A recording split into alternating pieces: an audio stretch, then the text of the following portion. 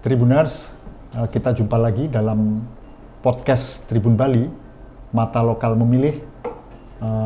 Kali ini kita update tentang perkembangan persiapan pemilu di Bali.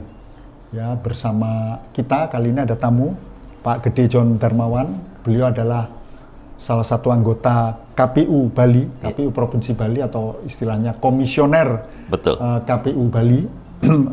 Yang diantaranya membidangi sosialisasi ya Pak ya, terkait pemilu. Kita ingin update Tribuners, sebetulnya tahapan pemilu itu sudah berjalan sejak sekian waktu ya, sejak sekian bulan yang lalu. Nah, lewat pemilu update di podcast Tribun Bali ini kita ingin tahu bagaimana perkembangan terkini terkait progres persiapan pemilu di Bali. Pak Gede. Siap. Ini Pak Gede apa Pak John saya nanya? John. Pak John ya Pak ya. Pak John ya. Saya lupa. Rasanya memang teman-teman lebih banyak Pak John nyebutnya. Gitu.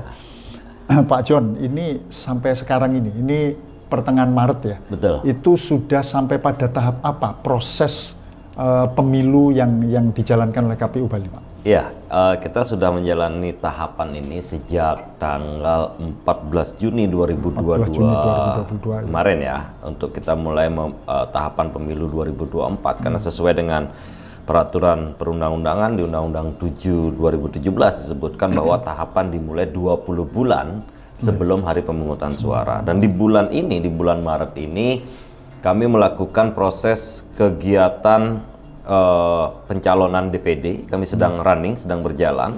DPD Dewan Perwakilan Daerah untuk Provinsi Bali. Dan kami juga sedang melakukan proses pemuktakiran data pemilih. Kami sedang melakukan pantarlih kami, badan ad hoc kami sedang melakukan proses pencoklitan langsung ke masyarakat. Jadi pencocokan dan penelitian. Pencocokan dan penelitian langsung seperti sensus ya Mas. Sensus turun mendatangi apakah pemilih ini ada, benar, datanya benar. Setelah itu memang kalau sudah benar akan dinyatakan sesuai untuk kita persiapan menuju penetapan daftar pemilih sementara, dan berikutnya nanti akan ada proses daftar pemilih tetap nantinya. Sampai kapan coklitnya ini Pak? Coklit kita akan laksanakan sampai tanggal 14 Maret. Jadi sudah berjalan dari tanggal 12 Februari kemarin. Jadi pantarlih kami di 12.871 TPS itu sudah melakukan proses mendatangi pemilih-pemilih yang ada di TPS-nya.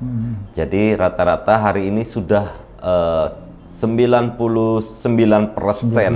proses melakukan proses coklit. Tapi itu tetap tidak menutup kemungkinan ada pemilih-pemilih baru yang belum tercoklit, belum tercoklit atau memang perubahan statusnya berjalan setelah proses coklit ini selesai. Ini kami dalam proses pemuktakiran data pemilih ini waktunya agak panjang sampai di penetapan nanti di bulan Juli 2023 ini.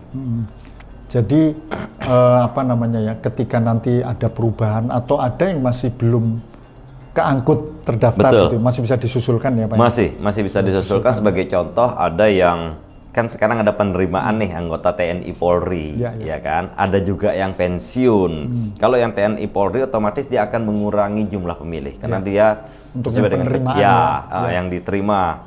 Itu karena memang TNI Polri kan tidak boleh sebagai pemilih, tentu kita akan melakukan proses pencoretan. Tetapi kalau yang sudah pensiun, ini otomatis kami akan masukkan yang bersangkutan.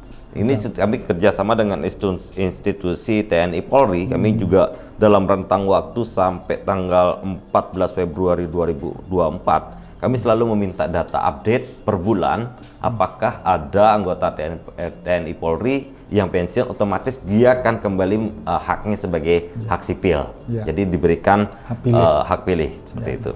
Metode coklit yang kami lakukan di KPU adalah mendatangi langsung. Mendatangi langsung sesuai dengan list daftar yang kami terima dari Kemendagri, Adpidnuk. Kami sebutnya sih istilahnya itu DP 0 ya, daftar pemilih 0. Karena memang dia datanya data mentah DP4 yang kami sinkronisasikan dengan DPT Pemilu 2019 menjadi DP0, dan setelah itu kami turunkan kepada Pantarlih untuk melakukan proses mendatangi langsung pemilih-pemilih yang terdaftar.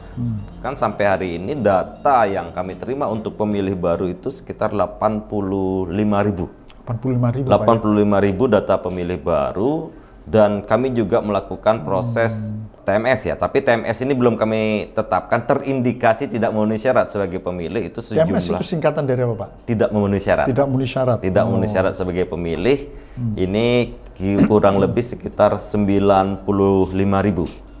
Itu dari keseluruhan dari keseluruhan DP 0 DP 0 itu DP 0 kita itu angkanya sekitar 3.100.000. 3.100.000. Di luar yang DP 0 itu ada tambahan 85.000 pemilih baru. Betul. Tapi data dari DP 0 itu sendiri ada yang dianggap atau masih dicurigai TMS lah. Betul. Itu 95.000. 95.000. Artinya antara yang masuk dan keluar kurang lebih ya, 11-12 saja. Yang TMS itu kan satu meninggal dunia yang belum tercatatkan, tetapi kita masih membutuhkan data karena untuk walaupun dinyatakan meninggal dunia, kami juga harus butuh data administratif yang berupa akte kematian. Nah, akte kematian ini kadang-kadang kan kalau orang kita di Bali ini orang agak males mengurus akte kematian. Nah, ini cukup dengan akte kematian yang dikeluarkan oleh rumah sakit sebagai data dukung atau setidaknya surat keterangan dari kepala desa atau lurah setempat, baru kita melakukan proses pencoretan. Ya, kendalanya satu gini, kita akan memakai prinsipnya de jure. De jure itu adalah di mana secara administratif yang bersangkutan terdaftar, KTP elektroniknya kan ada alamatnya. Jadi kita akan masukkan sesuai dengan TPS yang ada di alamat domisilinya itu. Kadang-kadang kami tidak menemukan orang itu di situ lagi. Ya kan? Kami tidak menemukan orang itu di situ lagi, tetapi tidak kami coret. Kadang bisa saja terjadi bahwa di desa sebelah atau di kecamatan sebelah atau di kabupaten lain atau di provinsi lain yang bersangkutan tidak terdaftar, dia mendaftarkan diri di alamatnya yang baru. Nah, ini kan ada proses ganda jadinya. Di sini masuk, di sini masuk. Nah, ini akan menjadi proses saling klaim dia jadinya. Yang di sini atau di sini akan melakukan proses komunikasi yang nanti ada prosesnya berjalan di proses rekapitulasi. Jadi ada setelah proses coklit dan rekapitulasi di tingkatan desa, tingkatan kecamatan, kabupaten kota, provinsi, dan di tingkatan pusat. Nah, ini yang akan menjadi proses klaim-klaim ini akan di mana dia ini ya, dan di sini kita coret. Yang penting dia terdaftar sebagai pemilih. Ya, kita mengarahkannya seperti itu. Sebagai contoh fakta real ya, fakta real kita di Bali ini kan di Tuban, di Kelurahan Tuban, ya kan? Itu Tuban, kan ada landasan, perluasan landasan bandara yang sebelumnya adalah daerah pemukiman. Nah, ini kan sebenarnya sudah hapus semua, rata menjadi landasan parkir pesawat. Nah, ini KTP-nya masih di situ, datanya. Jadi kami membentuk TPS di daerah yang memang sudah kosong, ya kan? Daerah yang sudah kosong. Nah, ini kami harapkan pemilih-pemilih yang beralamat sebelumnya di daerah itu yang tidak mengganti KTP-nya atau tidak melakukan proses updating, itu segera melakukan proses update KTP sehingga kami bisa dengan mudah mendatangi yang bersangkutan di mana. Jadi kami juga bisa memasukkan, tetapi saat ini kami tidak melakukan proses pencoretan terhadap orang-orang tersebut, tetapi kami menggali informasi di mana kira-kira yang bersangkutan tinggal sekarang untuk bisa kami arahkan bisa memilih gitu di TPS-nya yang di mana dia sekarang. Jadi di sini kami di situ dianggap pemilih baru, di sini dilakukan proses penghapusan atau pencoretan. Itu seperti itu apa sampai harus membuat KTP baru atau bagaimana, secara administrasi kependudukan?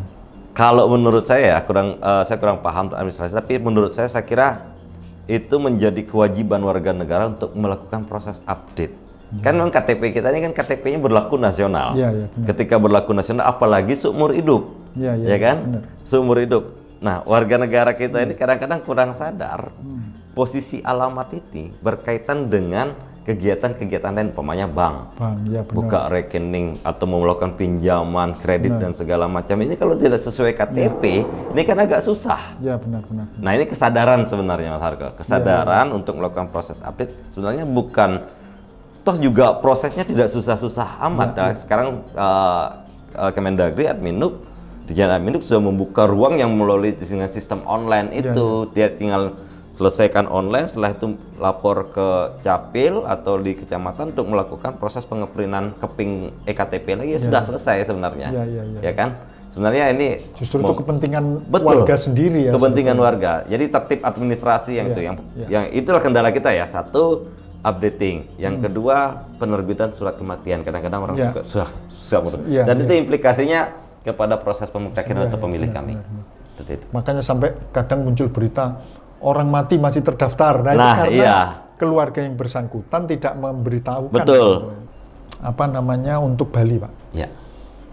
Berapa jumlah pemilih baru ini yang terdata dari apa namanya kegiatan pendataan atau coklit yang dilakukan? Kalau pemilih baru ya 85.000 itu ya. Pemilih 85.000 itu terdiri dari pemilih-pemilih pemula. Nah, yang maksud saya itu, jadi pemilih pemulanya itu ada berapa, Pak? Kan itu ada pensiunan juga ya. Betul. Tapi mungkin jumlahnya jauh lebih kecil dibanding pemilih pemula, Pak. Iya, kalau pensiunan dia bergerak grafiknya. Kami kan kemarin itu melakukan proses updating itu bulanan di tahun 2021, 2022. Pemutakhiran data pemilih berkelanjutan. Itu data kami tiap bulan itu ada sekitar 20 sampai 35 yang pensiun alih status. Jadi warga sipil. Warga sipil.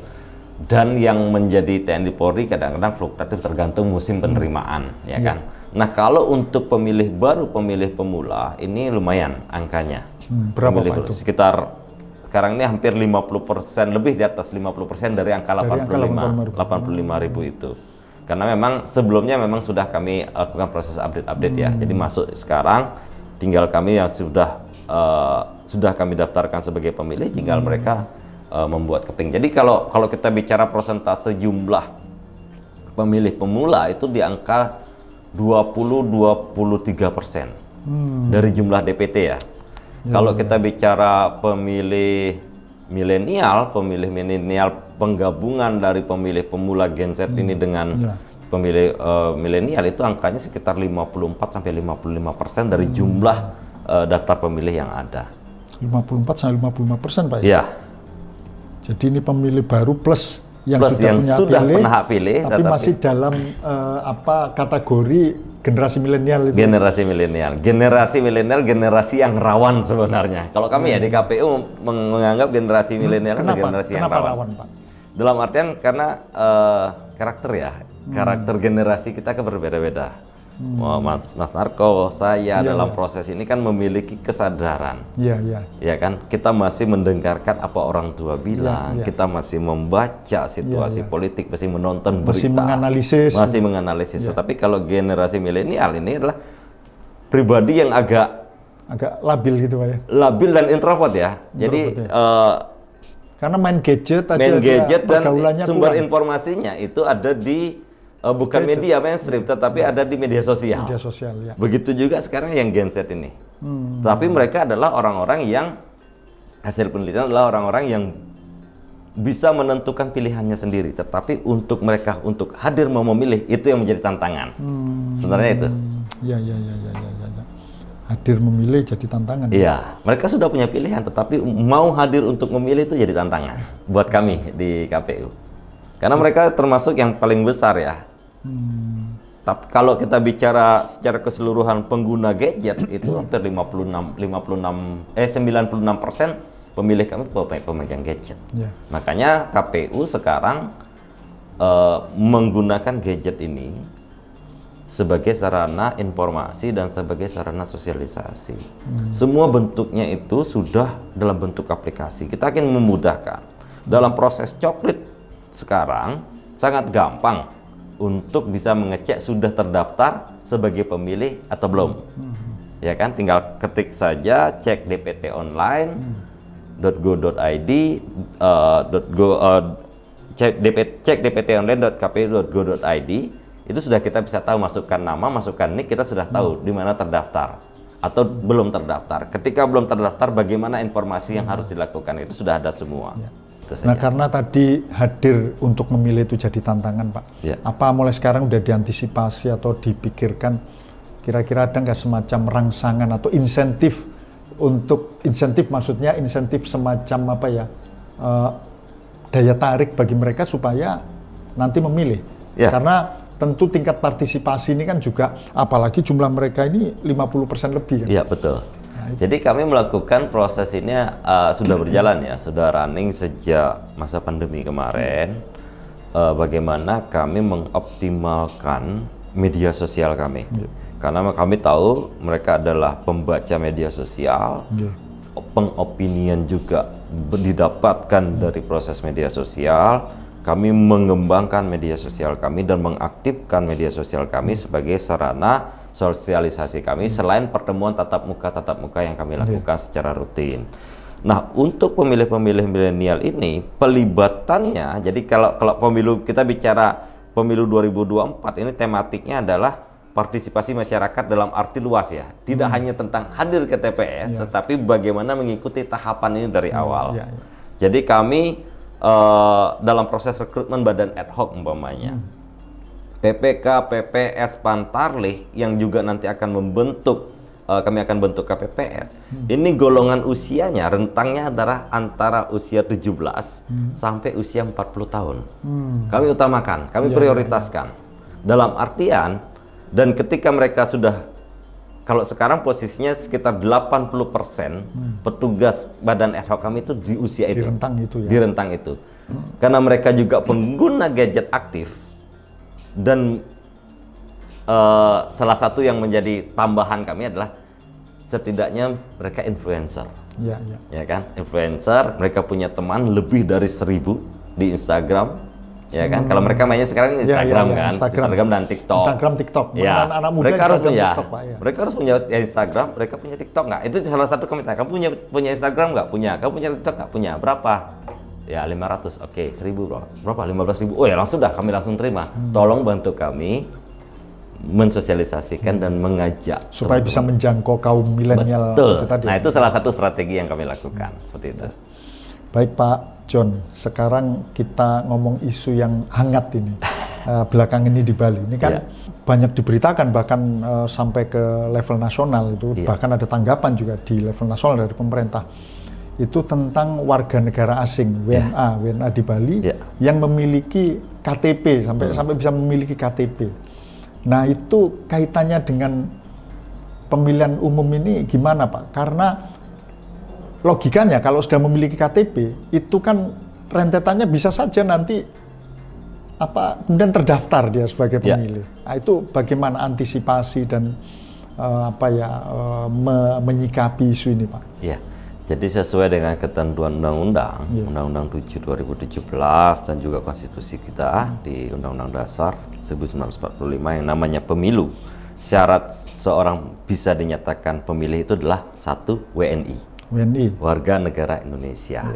Yang kedua, berusia 17 tahun atau sudah menikah atau sudah pernah menikah yang dibuktikan dengan KTP elektronik.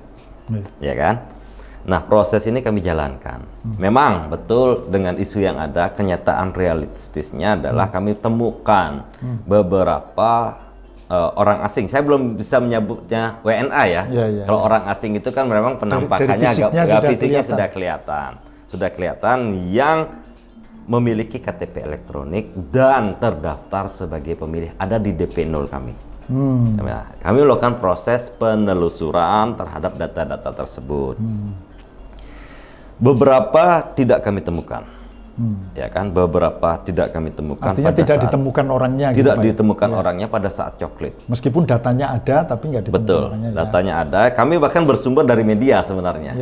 Ketika ada update media tambah ini, kami langsung cross check datanya tidak ditemukan. Kami ajak Panwas, pengawas pemilu, kami ajak kepala lingkungannya, kami juga ajak perangkat desa dan kelurahannya langsung. Tidak ditemukan. Kami cek ternyata ada kakaknya, di kakak itu sebagai contoh yang di Kertadalam ya, daerah Sidakarya, itu ada 3 orang. Nah ketiga-tiganya tidak ketemu. Tidak ketemu, jadi kita masukkan dia sebagai tidak ketemu. Meskipun ada di kakak ya? Ada di kakak. Ada di kakak, nah ini saya nggak tahu proses administrasinya seperti apa ya, tetapi kami ingin memastikan tidak ada WNA, warga negara asing, yang masuk sebagai data pemilih. Itu ada di yurisdiksi kami. Di KPU, kami ingin memastikan sesuai dengan amanat undang-undang harus warga negara Indonesia. Memang di tahun pemilu 2019 di Bali ini kan daerah yang banyak orang asing tinggal. Destinasi wisata kelas dunia lah. Kelas dunia. Orang asing dari mana-mana pada datang ya. Kami mendata sekitar 120 orang warga negara asing yang memiliki KTP elektronik, KITAS dan segala macam. 2019 ya. 2019. Pembedanya waktu itu adalah warna kepingnya masih sama, warna biru. Warna biru, tetapi sebenarnya di kolom keterangannya itu ada keterangan WNA. Nah, ini melakukan ada proses. Kami harus akui ada kekurang telitian dari petugas kami. Jadi kita temukan kami waktu itu kurang pengetahuan ya, kurang pengetahuan. Selama memiliki KTP elektronik, oh dia pasti WNI, ya kan? Udah pasti, ini kita daftarkan. Akhirnya kita proses, ambil sampel, ada laporan masuk dari Bawaslu, dari masyarakat, oh ini WNA gitu kan? Kita cek ulang. Kita kerjasama dengan imigrasi, dengan Departemen Hukum dan HAM, Kanwil Bali. Kita cek data itu kembali, kita cross check dan kami melakukan proses. Beberapa kami hapuskan, beberapa tetap sebagai pemilih. Indikatornya adalah satu, yang bersangkutan WNA menikah dengan warga negara Indonesia, memiliki WNI, kewarganegaraan Indonesia, tetap dia WNI. Tetapi ada juga kasus yang kami temukan bahwa yang sebelumnya WNA menikah menjadi WNI, setelah itu kembali ke WNA dengan dibuktikan keterangan dari konsulat.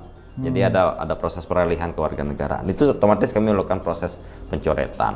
Nah, ini juga sebenarnya 2019 untuk di Bali ya, sebenarnya sudah sempat viral juga ya kan, untuk proses WNA ini. Nah, ini kalau sekarang isunya malah ini bahasa saya nggak tahu, bahasa media, bahasa KTP bodong dan segala macam ya kan. Tapi yang jelas bagi kami di KPU adalah harus memastikan bahwa tidak ada WNA yang masuk ke daftar pemilih kami, itu saja. Nah, ini kan sekarang ini yang terjadi kasusnya ini bahkan KTP-nya udah persis sama dengan KTP WNI, betul, gitu kan? Iya. Nah, itu gimana? Dan statusnya WNI. Nah, statusnya WNI. Iya.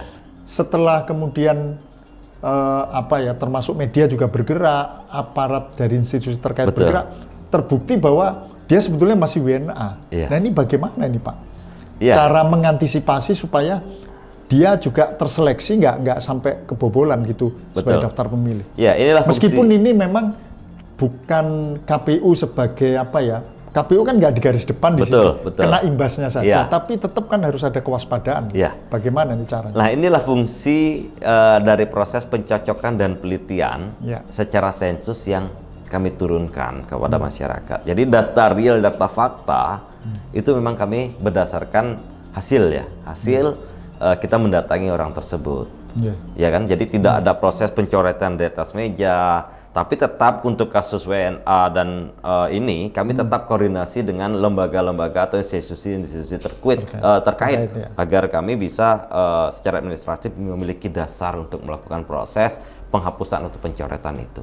Itu yang sebenarnya harus kami lakukan.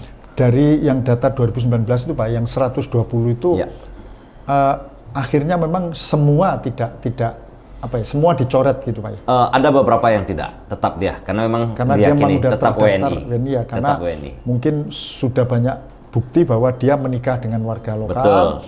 Terus kemudian ya memang mengurus kepindahan kewarganegaraan ya. Itu kita ambil data itu terbanyak itu di Bali yang 2019 ya, di Bali, Karangasem, Gianyar, sama di Badung. 120-an gitu. 120. Kalau yang balik lagi sebagai kewarganegaraan dia sebelumnya menjadi warga negara asing lagi, otomatis kita harus itu kan perkembangan update ya, sehingga ya tetap harus diupdate gitu aja. Tapi yang masih tercatat lokal ya tentu tetap diperlakukan sebagai WNI. Lokal, ya, dia memiliki hak konstitusi. Seperti itu. Baik Pak John, ini udah cukup banyak yang dijelasin John.